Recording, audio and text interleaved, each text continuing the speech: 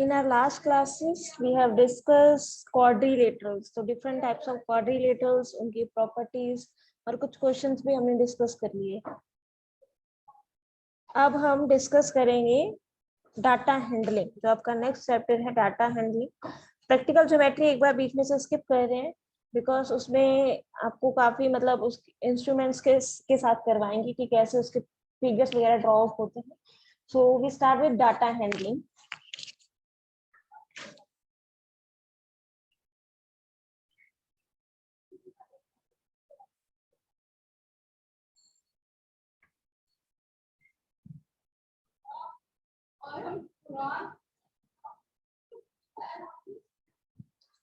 सबसे पहले data handling में वर्ड है डाटा. तो डाटा का मीन क्या होता है? डाटा आप जिसको बोलते हो डाटा, तो डाटा क्या होता है हमारे पास?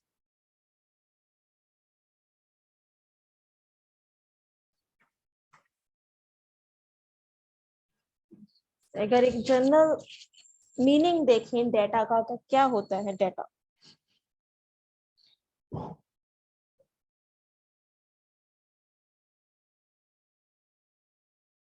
What is data?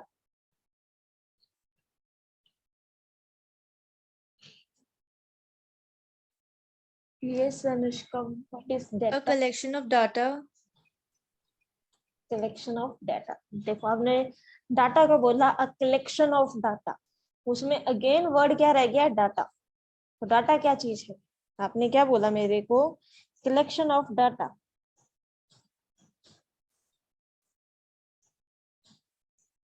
आपने ये चीज बोली. अगेन इसमें वर्ड आपने क्या छोड़ दिया? डाटा. उसी का मुझे मीनिंग समझना है. एनीवन एल्स कि डाटा का मीनिंग क्या होता है? यस, अब आपने सही लिखा. Collection of information. ठीक है, कलेक्शन ऑफ डाटा नहीं, data is the collection of information.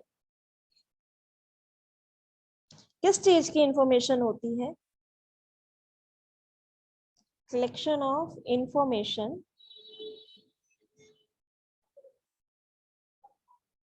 In the form of numerical figures. Numerical की फॉर्म में आपके पास वो डाटा हो.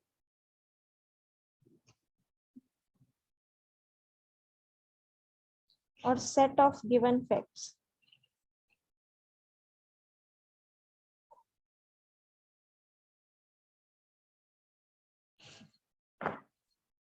यस साहब. Raw facts and figures are called data.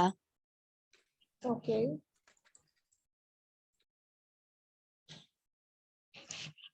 तो देखो वो होती है आपकी, जो आपने रॉ डाटा बोला, वो डाटा की एक टाइप आ गई, आप ये बोल के चल सकते हो. Any doubt? No, ma'am. Okay. तो सबसे पहले डाटा देखना है हमें, डाटा होता क्या, उसके बाद उसकी रिप्रेजेंटेशन देखेंगे और डाटा मतलब किस फॉर्म में हमें अवेलेबल हो सकता है वो चीज देखेंगे. तो रॉ डाटा क्या है? एक इंफॉर्मेशन हमें किस वे में अवेलेबल हो सकते हैं, मतलब डाटा किस फॉर्म में हमें अवेलेबल हो सकता है, उसको हम रॉ डाटा बोलते हैं. ठीक है, सबसे पहले वो होता क्या है रॉ डाटा, उसको क्यों बोलते हैं, उससे उसके लिए हमें चाहिए डाटा होता क्या है. तो डाटा हमारे पास किसी भी चीज की इंफॉर्मेशन होती है in the form of numerical figures. Numerical figures means 1 2 3 4. मतलब कोई भी चीज हुई है, किसी ने कुछ स्कोर किया है, किसी स्कूल में कोई नंबर ऑफ स्टूडेंट्स हैं, वो कितने हैं, तो ये सारी एक इंफॉर्मेशन है उस चीज के बारे में. तो वो हमें न्यूमेरिकल फिगर्स में हो सकता है. The set of given facts, मतलब उसके रिलेटेड हमें कुछ फैक्ट्स पता हो सकते हैं जिससे हम उस डाटा को कलेक्ट करते हैं. फॉर एग्जाम्पल, अगर आपका कोई टेस्ट हुआ है तो टेस्ट में पूरी क्लास अपीयर होगी. उस टेस्ट में सबके अलग अलग मार्क्स होंगे. सपोज 20 मार्क्स का आपका एक टेस्ट हुआ. आउट ऑफ 20 कोई बच्चा 20 भी स्कोर करेगा, कोई 19 भी स्कोर करेगा, किसी के 8 मार्क्स भी हो सकते हैं, किसी के 2 भी हो सकते हैं, किसी के 10 भी हो सकते हैं. अब हो सकते हैं 2 बच्चों के 10 हो जाएं, ठीक है, हो सकते हैं 4 बच्चों के 19 हो जाएं, एनीथिंग कैन बी पॉसिबल। हमें नहीं पता कि उसमें क्या है। हमारे पास जब टेस्ट चेक होके आए उसकी एक इंफॉर्मेशन आती है, इतने बच्चे टेस्ट में अपीयर हुए, 20 मार्क्स का टेस्ट था, तो सबके इतने इतने मार्क्स उसमें स्कोर किए, ठीक है। तो ये क्या है, एक टेस्ट की आपके पास एक इंफॉर्मेशन आती है। तो ये जो चीज होती है, जो इंफॉर्मेशन मेरे पास आई, दैट्स द डाटा, ठीक है। Just a second.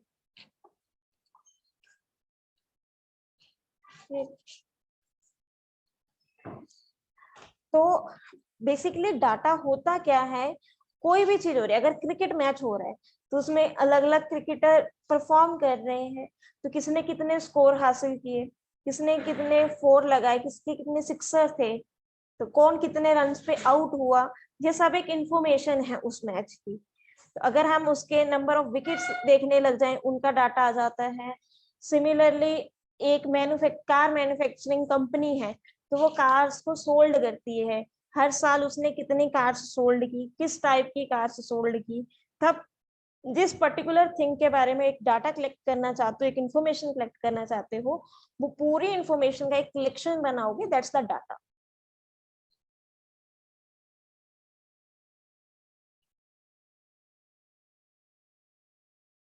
अब आप बारी आती है रॉ डाटा। रॉ डाटा मेरे पास क्या होता है, डाटा तो हमने देख लिया, एक होता है रॉ डाटा, एक होता है ग्रुप्ड डाटा, ठीक है। तो रॉ डाटा क्या होता है,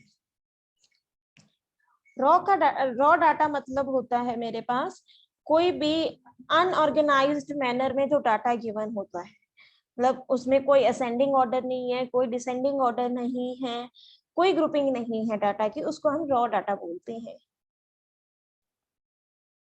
फॉर एग्जाम्पल, जैसे मैंने ये मार्क्स लिखे, तो ये एक रॉ डाटा है आपके पास, आपको इन्फॉर्मेशन तो सारी पता चल गई, लेकिन इसकी कोई ग्रुपिंग नहीं है।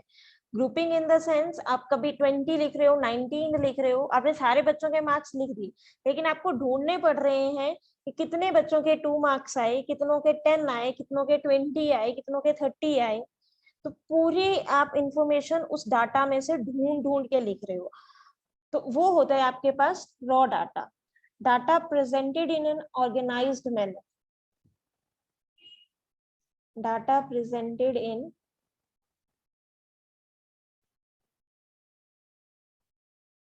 an unorganized manner.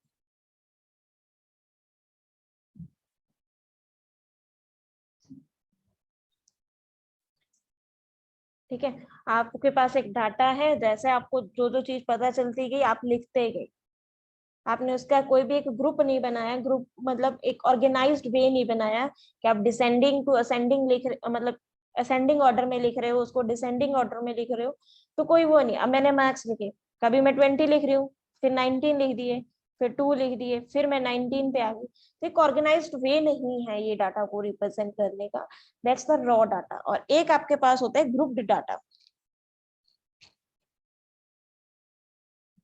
Grouped data मेरे पास क्या होता है, data presented in an organised way. Organised way में अगर कोई डाटा आपके पास रिप्रेजेंट किया गया हो, उसको हम बोलते हैं ग्रुप्ड डाटा। फॉर एग्जांपल, मैं एग्जांपल बताती हूँ आपको, data presented in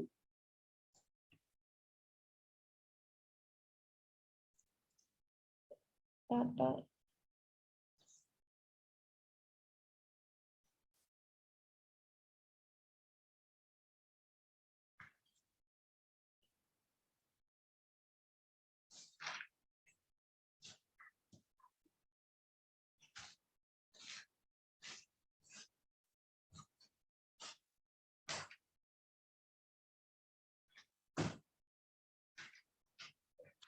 for example,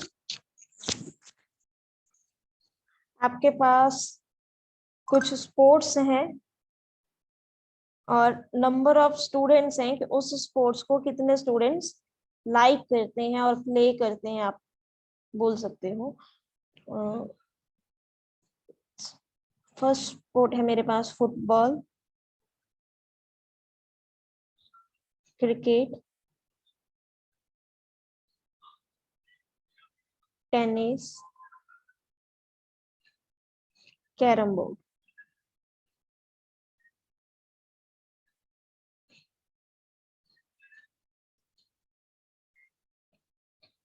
तो मेरे पास आया कि फुटबॉल को जो लाइक करते हैं बच्चे वो हैं 35, ये 45 लिख लिए मैंने, ये 20 लिख लिए, ये 10 लिख लिए। तो अब आपके पास एक ऑर्गेनाइज्ड डाटा है। ऑर्गेनाइज्ड डाटा मतलब आपको बोला गया है कि एक फुटबॉल स्पोर्ट प्ले करते बच्चों की काउंटिंग बताओ कितनी है, कितना डाटा आपके पास कलेक्ट हुआ कि वो बच्चे फुटबॉल प्ले करते हैं। तो आपने डायरेक्ट बोल दिया कि 35 students are there who play football. और मैं अगर पूछूं कि how many students are there who play tennis, तो कितने स्टूडेंट्स हैं जो टेनिस प्ले करते हैं?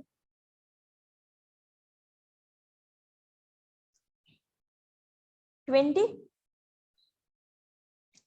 अब आपको फाइंड नहीं करना पड़ा, ठीक है। अब अगर यही डाटा मैं इस तरह से लिख दूं कि मेरे पास नंबर ऑफ स्टूडेंट्स हैं 20, 30, 30, 40, 80, 110 स्टूडेंट्स हैं। अब 110 स्टूडेंट्स की मैं इस तरह से काउंटिंग लिखना शुरू कर दूं कि फर्स्ट स्टूडेंट फुटबॉल प्ले करता है, सेकंड क्रिकेट प्ले करता है, थर्ड टेनिस प्ले करता है, फोर्थ फुटबॉल करता है, फिफ्थ भी फुटबॉल करता है, फिर क्रिकेट आता है वो भी क्रिकेट करता है, वो कैरम बोर्ड करता है एक, फिर दूसरा भी कैरम बोर्ड करता है, ये 10। अब इसमें से आप डाटा ढूंढो। ऐसे में करते करते 100 स्टूडेंट्स का डाटा अगर लिख दूं तो 99% है कि आप एक आधा स्टूडेंट मिस कर दोगे, ठीक है। तो जो रॉ डाटा है उसमें से इंफॉर्मेशन कलेक्ट करनी थोड़ी मुश्किल होती है as compare to grouped data. तो हम जो रॉ डाटा हमारे पास गिवन होता है इसलिए ट्राई करते हैं कि उसको भी एक ग्रुप्ड डाटा की फॉर्म में लिख लें, सो दैट हमें जो भी क्वेश्चन पूछा जाए वो हम इजीली आंसर कर पाए, ठीक है। अब इससे आप एक ही बार में टेबल बनाओगे, उसमें आप लिख लोगे कि क्रिकेट कितने बच्चे प्ले करते हैं, टेनिस कितनों को पसंद है, फुटबॉल कितनों को पसंद है, उस अकॉर्डिंग आप उनके नंबर्स लिख लोगे। अब आपसे कोई क्वेश्चन पूछेगा तो जल्दी जल्दी आंसर दे पाओगे। अगर वही आपके पास रॉ डाटा रहा, आपको कोई क्वेश्चन पूछेगा आप हर बार काउंट करोगे, हो सकता है किसी को आप डबल काउंट कर जाओ, हो सकता है किसी को स्किप कर जाओ। इसीलिए जो ग्रुप डाटा होता है that's more beneficial as compare to raw data. अगर छोटी इंफॉर्मेशन है, मतलब कुछ थोड़े लोगों के बीच की इंफॉर्मेशन है, कुछ छोटी वैल्यूज हैं, उनके बीच में आपके पास रॉ डाटा भी सही रहता है, लेकिन ज्यादातर हम ग्रुप्ड डाटा को प्रेफरेंस देते हैं। स्टडी हमें दोनों करनी है।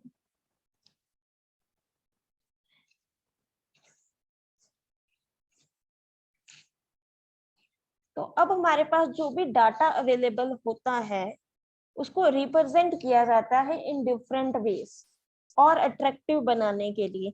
एक तो हमने ये ग्रुप डाटा पढ़ लिया, इस तरह से हमारे पास हो। अगर हमें कुछ क्वांटिटीज के बीच में कंपेयर करना हो, जहाँ इन्हीं को एक पिक्टोरियल फॉर्म में हमें रिप्रेजेंट करना हो, पिक्टोरियल फॉर्म मीन्स पिक्चर्स में रिप्रेजेंट करना हो, डायग्राम्स में रिप्रेजेंट करना हो, तो वो कैसे करते हैं?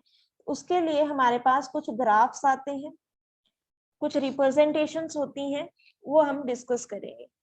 Yes good evening ma'am. Ma'am मैं आज लेट हो गई हूँ क्योंकि मैम मैं गई थी। तो मैम आज आप क्या पढ़ाई हैं?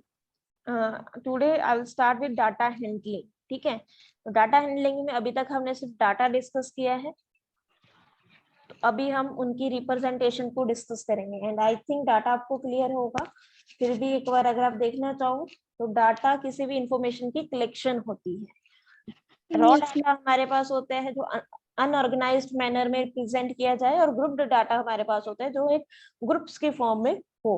तो मैम अनऑर्गेनाइज्ड मैनर मतलब 2, 3, 5, 6 कुछ भी ऐसे दे यस दिया यस, जाए? हाँ, जैसे मैंने ये मार्क्स लिखे थे किसी भी टेस्ट के, तो रैंडम नंबर्स अगर आपके पास लिखे हो, कोई उनका ऑर्डर ना हो, एक, ठीक है, एक ऑर्गेनाइज्ड वे ना हो, तो उसको हम रॉ डाटा बोलते हैं। ग्रुप्ड डाटा अगर आपको उसकी फ्रीक्वेंसी के साथ गिवन हो, फ्रीक्वेंसी अभी हम आगे बढ़ेंगे कि फ्रीक्वेंसी क्या होती है। तो ग्रुप डाटा होता है कि एक ग्रुप में आपको गिवन है सारी इंफॉर्मेशन, जस्ट आपको रीड आउट करनी है। Okay ma'am. ओके, तो हमें पहले सबसे पहले कुछ डायग्राम्स पढ़नी है हमारे पास, रिप्रेजेंटेशन ऑफ डाटा।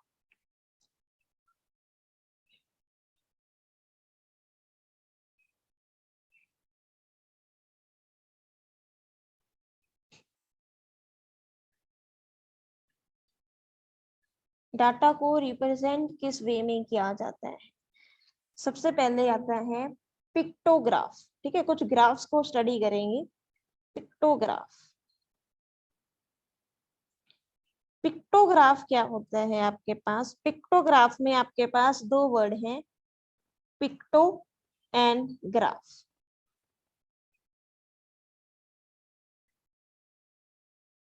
आपके पास एक ग्राफ तो होता है, पिक्टोग्राफ क्या होता है? जिसमें आप डाटा को पिक्चर्स के थ्रू रिप्रेजेंट करते हो, दैट्स द पिक्टोग्राफ। ठीक है, आपको कोई एक चीज की इंफॉर्मेशन देनी है, आपको उसका डाटा देना है। फॉर एग्जाम्पल, आपको कोई फ्रूट के बारे में बताना है कि ये वाला फ्रूट इतना अवेलेबल था इस मंथ में। ठीक है, आपके घर पे जब फ्रूट आया तो मंडे को उसके इतने पीस आए, ट्यूसडे को आपके घर पे इतने पीसेस आए, तो वो एक पिक्टोग्राफ के थ्रू आप रिप्रेजेंट कर सकते हो। अब हर एक पिक्चर को आप एक क्वांटिटी देते हो। ठीक है, अब अगर मैं सपोज करूं कि, चलो कोई एग्जांपल और लेते हैं, हम कार की मैन्युफैक्चरिंग लेते हैं। अब जो कार की मैन्युफैक्चरिंग होती है कार्स की, वो ये तो नहीं कि दिन में एक ही कार मैन्युफैक्चर हुई या दो ही कार मैन्युफैक्चर हुई। कभी 100 होती हैं, 200 होती हैं, 200 होती हैं, 250 होती हैं, 300 होती हैं, है ना। अब मैं 300 कार्स यहाँ बनाने बैठ जाऊं पिक्टोग्राफ के लिए, मतलब उसकी रिप्रेजेंटेशन के लिए, फिर तो कार्स ही बनेगी पूरे दिन में वो। तो हम एक कार को एक फिक्स्ड फिगर दे देते हैं कि एक कार है जो मेरी, वो 10 कार्स को रिप्रेजेंट कर रही है। जब 25 कार्स को रिप्रेजेंट कर रही है, तो उस अकॉर्डिंग हम पिक्टोग्राफ बनाते हैं। फॉर एग्जाम्पल हम ले रहे हैं,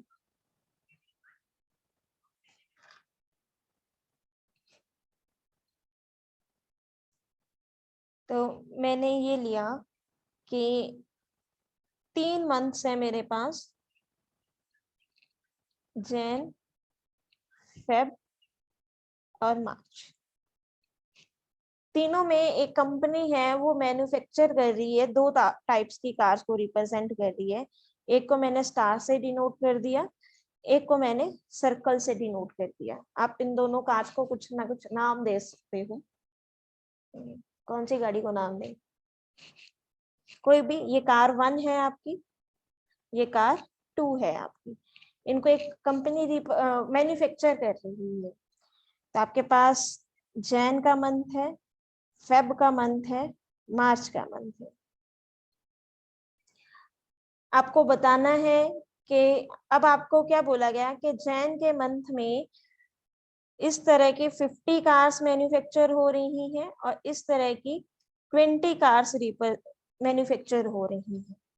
तो मैंने क्या किया कि एक स्टार जो मेरा है वो 10 कार्स को रिप्रेजेंट करता है, और एक सर्कल जो मेरा है वो 2 कार्स को रिप्रेजेंट करता है। ये कार 1 की कैटेगरी है, ये कार 2 की कैटेगरी है। तो मुझे 50 कार्स बनाने की जरूरत नहीं है।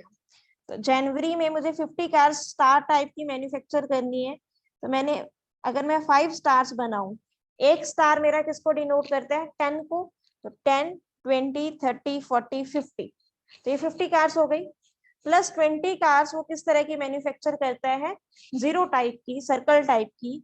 तो मैंने एक सर्कल को कितना माना हुआ है? 2 कार, तो मैंने कम मान लिया, इसको 5 मान दो आप। एक सर्कल आपका 5 कार को रिप्रेजेंट करता है। तो 5, 10, 15, 20, ये आपके पास 20 कार्ड्स आ गई।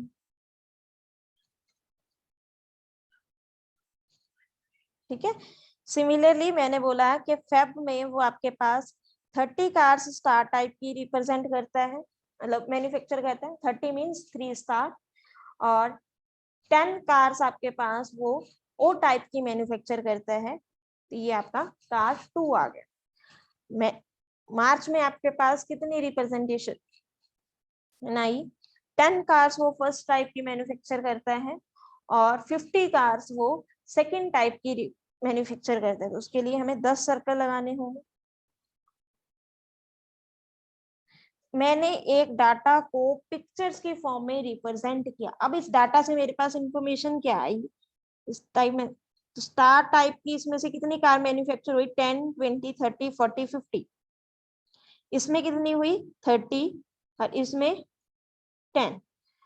सर्कल टाइप की जो कार थी वो जनवरी में कितनी मैन्युफैक्चर हुई? 20, इसमें 10 और इसमें 50। तो टोटल कार्स आपकी 3 मंथ में जो मैन्युफैक्चर हुई वो कितनी हुई? स्टार टाइप की 90 और ये मेरे पास 80 जो हुई वो सर्कल टाइप की मैन्युफैक्चर हुई। तो ये आपके पास एक डाटा है। डाटा को मैंने रिप्रेजेंट कैसे कर दिया? पिक्चर की फॉर्म में रिप्रेजेंट कर दिया। हर एक पिक्चर को, हर एक फिगर को मैंने एक फिक्स्ड यूनिट से रिप्रेजेंट किया हुआ है। इस तरह से और भी काफी होता है, बट एक बार जस्ट आइडिया लेके चलो कि पिक्टोग्राफ होता क्या है। नेक्स्ट हमारे पास है बार ग्राफ। ये चीज समझ आई पिक्टोग्राफ होता क्या है?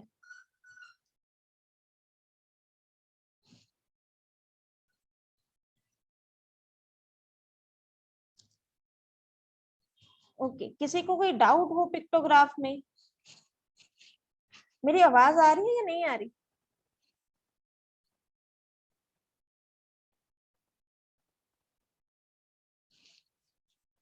यस चाहत।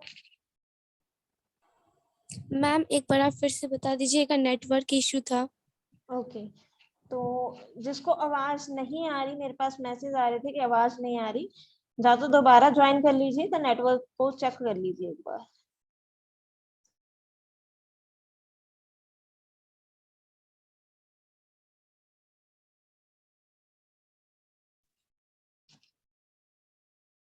पिक्टोग्राफ में आपके पास एक डाटा है।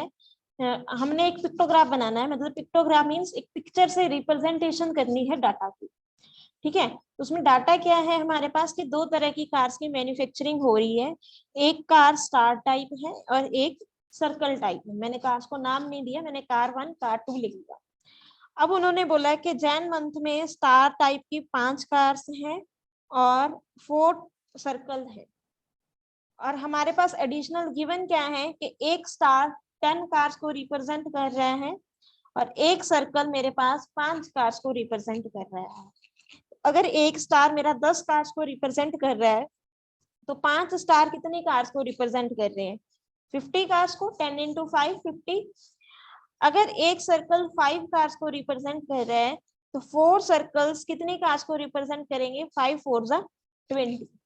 In the similar way February के मंथ में, फेब में मेरे पास 3 स्टार हैं और एक स्टार 10 कार्स को रिप्रेजेंट करता है, तो टोटल कार्स कितनी हुई 3 स्टार्स में? 30। और 2 सर्कल में मेरे पास 10 कार्स हुई।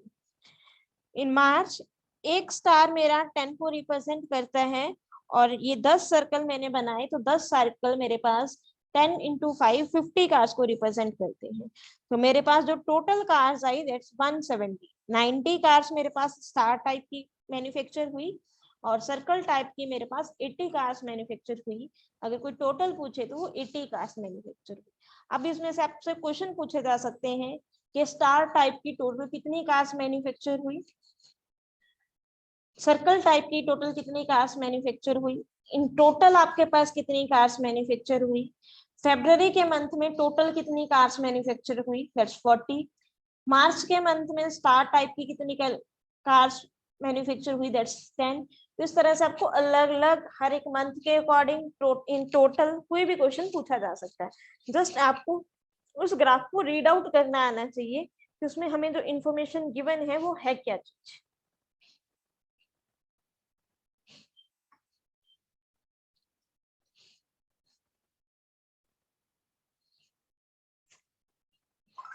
नेक्स्ट मेरे पास है bar graph.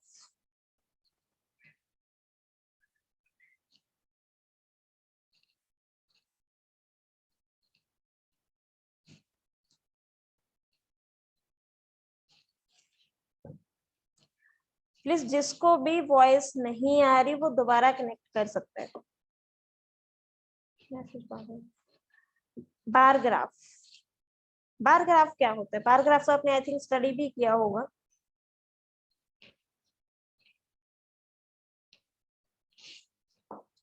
Yes yes ma'am. Ma'am bar graph वो ग्राफ होते हैं जिनको हम बार्स के हेल्प से रिप्रेजेंट करते हैं, जिन डाटा को हम बार्स के थ्रू रिप्रेजेंट करते हैं ग्राफ में। यस। तो बार ग्राफ में जो डाटा है वो बार्स के थ्रू रिप्रेजेंट किया जाता है। बार क्या होता है कि रेक्टेंगुलर फॉर्म में हम उसको रिप्रेजेंट करते हैं। हम रेक्टेंगल्स बनाते हैं, जिसकी जितनी बड़ी वैल्यू होगी उसका जो रेक्टेंगल है बार है वो उतना बड़ा होगा। ठीक है, तो representation of data in the forms of bar or rectangles in a diagram is called bar graph.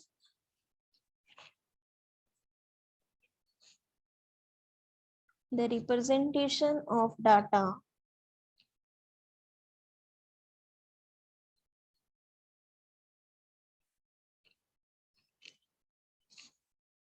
in the form of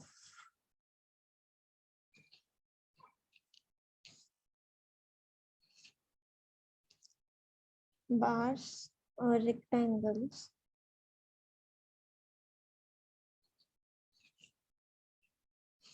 in a diagram is called bar graph or bar diagram.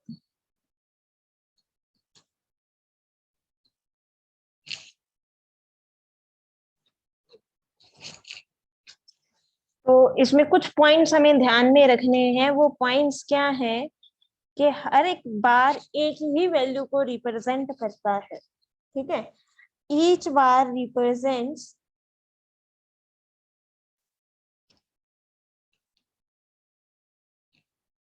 only one value of the data.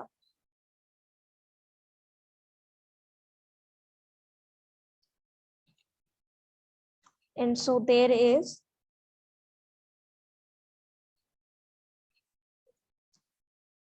as many bars as the number of value.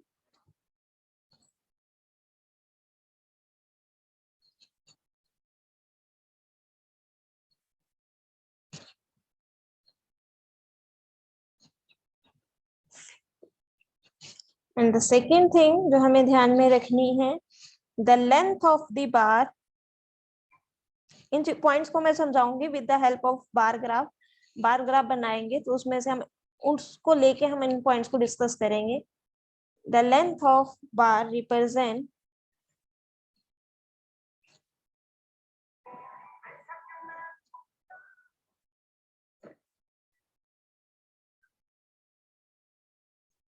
the value of item.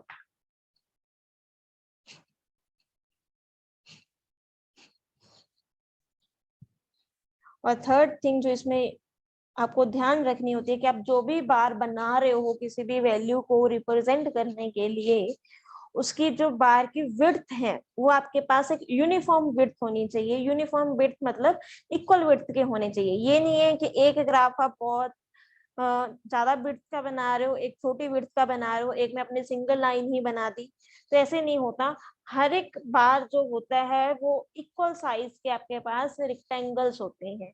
Equal size means उसकी length कम ज्यादा होगी as according to your value, but उसकी जो width है वो हमेशा एक यूनिफॉर्म वैल्यू रहेगी।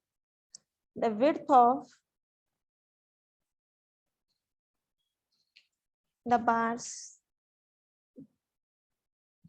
should be uniform.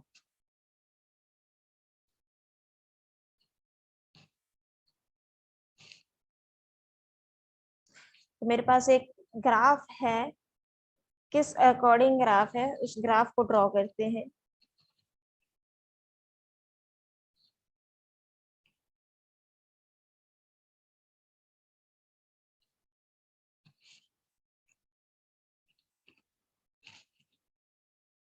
दो एक्सिस है मेरे पास। सबसे पहले तो एक एक्सिस पे एक वैल्यू लिखेंगे, उसके कॉरेस्पॉन्डिंग उसकी वैल्यू दूसरी एक्सिस पे लिखी जाती है।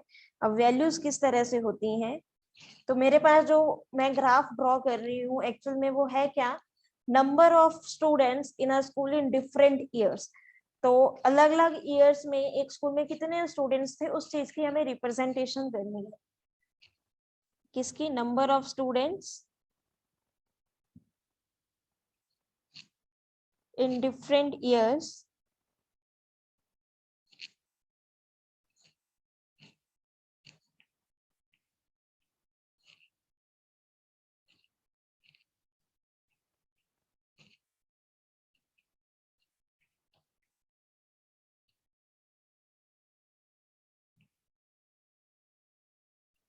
number of students in a school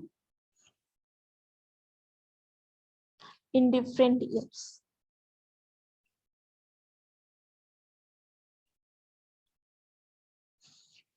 क्या डाटा है मेरे पास?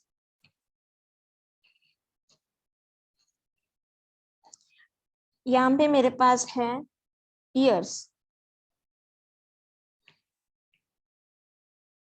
किस ईयर का डाटा है, प्लस उसमें कितने नंबर ऑफ स्टूडेंट्स थे वो हम इस साइड रिप्रेजेंट करें।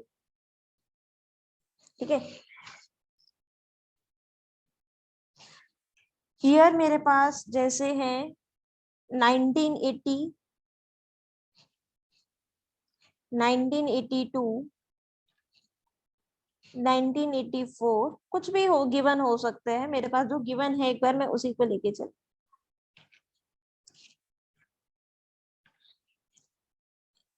1 2 3 4 5 6 7 8 9 10 11। तो ये यूनिफॉर्म होगा। अभी मैं रफली बना रही हूँ ये चीज। ठीक है, इनके बीच की भी जो विड्थ है वो यूनिफॉर्म होती है। मतलब जो बीच में डिफरेंस होता है, गैप होता है, ये वाला वो एक यूनिफॉर्म गैप होता है। यूनिफॉर्म मतलब इक्वल गैप होता है। ये नहीं आप कहीं पे भी 1 लिख रहे हो, कहीं पे भी 2 लिख रहे हो, ऐसा नहीं होता।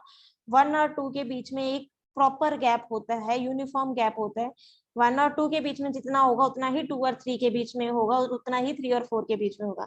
जब आप इसको ग्राफ पेपर पे ड्रॉ करते हो, वहां पे आपके पास एग्जैक्ट लाइंस होती हैं सारी, तो वहां पे थोड़ा इजीली ड्रॉ आउट हो जाता है। ठीक है, अब देखो, किसी स्कूल में एक बच्चा 2 बच्चे ऐसे तो होंगे नहीं, तो इसका मतलब 1 2 3 कुछ ना कुछ वैल्यू रिप्रेजेंट कर रहा होगा।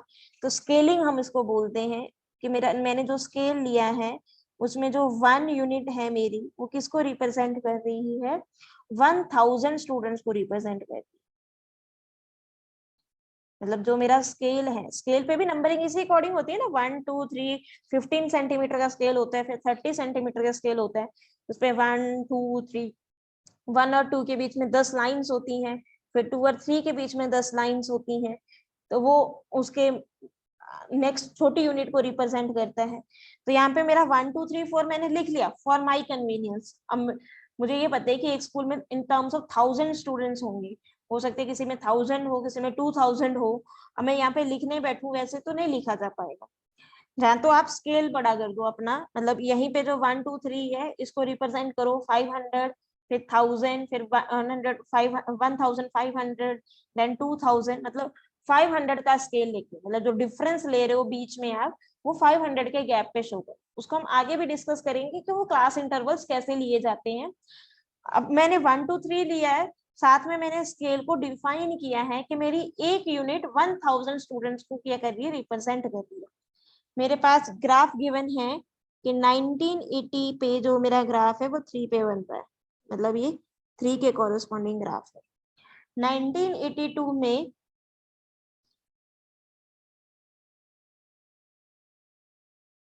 ये 5 के कॉरेस्पॉन्डिंग ग्राफ। मैं ये लाइन जस्ट आपको बताने के लिए मतलब शो करने के लिए ड्रॉ कर रही हूँ। ये जो मैंने डॉटेड लाइन बनाई है ये आपको नहीं बनानी होती, जस्ट आपको बार्स बनाने होते हैं। बार्स ये चीज होती है, जो मैंने ये बनाया है ना, ये बार्स है। ठीक है, 1984 में आपके पास 6 नंबर ऑफ स्टूडेंट्स हैं, और 1986 पे ये ग्राफ आपका टच कर रहा है 8 को।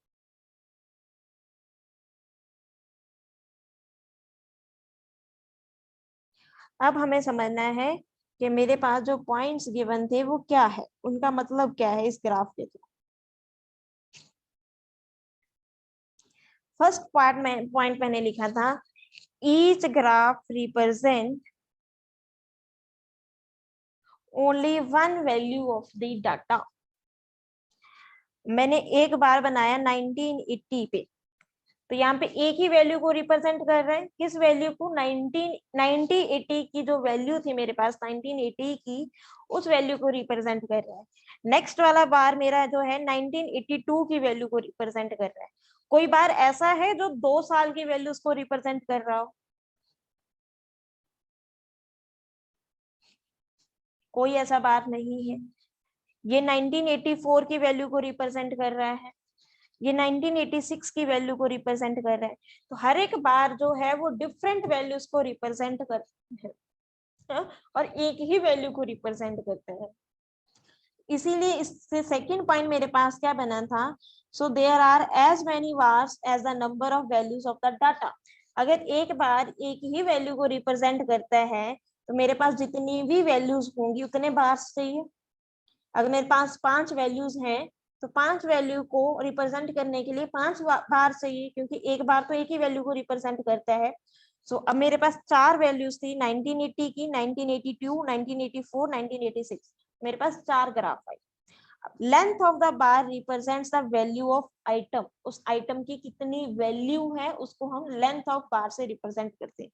जैसे 1980 में मेरे पास उसकी लेंथ कितनी रही, 3 रही, तो 3 का मतलब है 3000 स्टूडेंट्स। तो 1980 में उसमें 3000 स्टूडेंट्स थे। 1982 में उसमें स्टूडेंट्स बढ़ के कितने हो गए, 5000 हो गए, तो वो 5 के कॉरेस्पॉन्डिंग मैंने ड्रॉ किया। 1984 में वो स्टूडेंट्स बढ़ के कितने हो गए, 6000 हो गए। ये बार कम भी हो सकता है, ये नहीं है कि हर बार जो बार्स होंगे वो आपके असेंडिंग ऑर्डर्स में ऐसे ही जाएंगे, ऐसा कुछ जरूरी नहीं है, कैसे भी हो सकते हैं, हो सकता है बीच में कोई इससे भी छोटा हो जाए बार हमारा। ये तो जस्ट डाटा ही ऐसा था, क्योंकि किसी स्कूल में मोस्ट ऑफ द टाइम हम यही देखते हैं कि बच्चे बढ़ रहे हैं, कम नहीं हो रहे। तो अब ये देखो, जो 3000, 5000, 6000, 8000 को रिप्रेजेंट कर रहे हैं, वो बार की एक लेंथ है, ठीक है। जितना लंबा बार, जितनी उसकी लेंथ ज्यादा, उतनी उसकी वैल्यू ज्यादा। नेक्स्ट पॉइंट था the width of the bar should be uniform. इसका मतलब क्या है, जो विड्थ है बार की, विड्थ मतलब ये वाली चीज, ये, ठीक है, ये यूनिफॉर्म होनी चाहिए। ये नहीं है कि एक बार आप ऐसे रिप्रेजेंट कर रहे हो और दूसरा बार आपको 10,000 पे बनाना है, आप बोल रहे हो बड़ी वैल्यू है इसको मैं ऐसे बनाऊंगा, ये छोटी वैल्यू इसको ऐसे बनाऊंगा, 1982 वाला थोड़ा सा बड़ा है इसको ऐसे बनाऊंगा, तो वो बार ग्राफ नहीं होता। बार ग्राफ में आपके पास जो विड्थ है उसकी वो यूनिफॉर्म रहती है, जस्ट उसकी लेंथ वेरी करती है अकॉर्डिंग टू द वैल्यू, ठीक है। तो bar graph I think clear होगा। किसी भी डाटा को की वैल्यू को रिप्रेजेंट जब करना होता है in the form of bars, उसको बार ग्राफ बोलते हैं। बार ग्राफ में जो एक बार है वो एक ही वैल्यू को रिप्रेजेंट करता है, और उसकी जो लेंथ होती है उसकी आइटम की कॉरेस्पॉन्डिंग वैल्यू होती है, तो that's the bar graph. Next हमारे पास आएगा जो डबल बार ग्राफ आएगा, और डबल बार ग्राफ और डाटा को, जो हमारे पास अनऑर्गेनाइज्ड डाटा है उसको कैसे ग्रुप्ड डाटा की फॉर्म में कन्वर्ट करते हैं, ये सब चीजें आएंगी जो हम नेक्स्ट क्लास में डिस्कस करेंगे। आज फर्स्ट था इसका, इस चैप्टर का डे, तो इसलिए मैं इसको यहीं पे खत्म कर रही हूँ। थोड़ा सा रीड आउट करना कि डाटा हैंडलिंग में आपके पास डाटा क्या होता है और डिफरेंट टाइप्स ऑफ जो ग्राफ्स हैं वो क्या होते हैं। इसमें किसी को कोई डाउट हो वो पूछ सकता है।